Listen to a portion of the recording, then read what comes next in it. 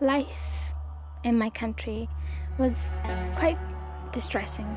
I didn't attend school because my mother was of a particular religion that my country doesn't favour. I could see other children around me experiencing a normal childhood, going to school, playing outside with their friends. I just felt very different.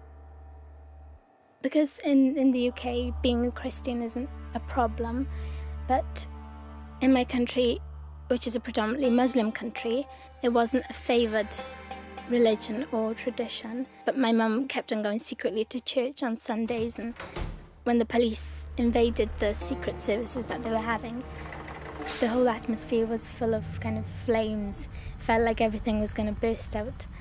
And my mum was treated very bad from the local citizens, and she felt like she wanted to escape somewhere.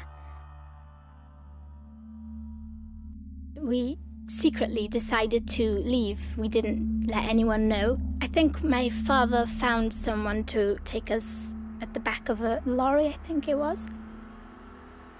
We were clutched together. We slept and slept and slept, and it was very dark, so we couldn't really see whether daylight had come.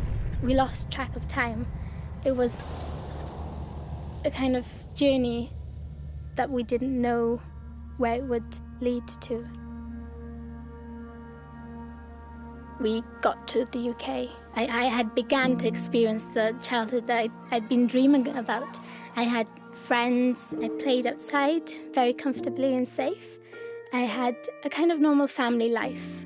But then the decision letter came that we had been rejected leave to remain in this country. It was the letter that changed everything. This one piece of paper just changed my whole life once again. At 6 o'clock in the morning, these huge men, like huge monsters, they came to our house and they put us in a van and they took us to a detention centre. So there's a lot of closed doors banging all the time, huge walls that you can't see from. I always used to look up on the wall and think, I wish I could fly and just escape.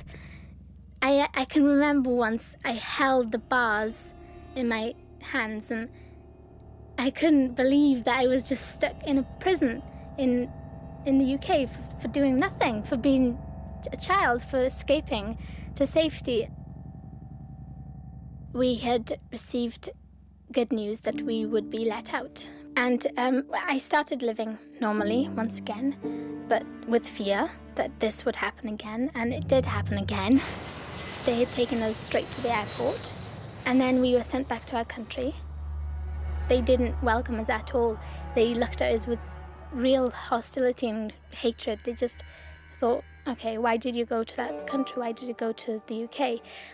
And then my mum fainted because they had hit her across the head.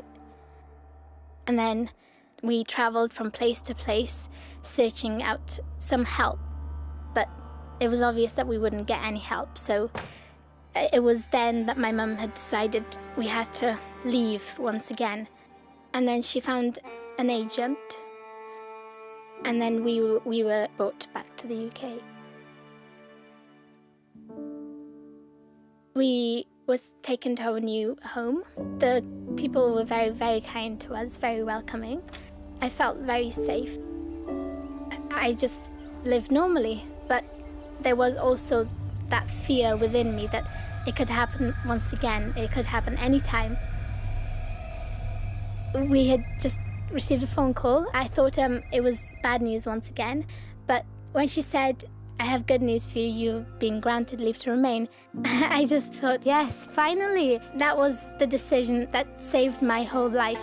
Now I'm living a normal life. I've learnt from my experiences, of course, and I want to become a lawyer so I can help people who also experience the same thing, because I know this problem will never end. People are still suffering everywhere in the world. So hopefully I want to become an international lawyer to save everyone.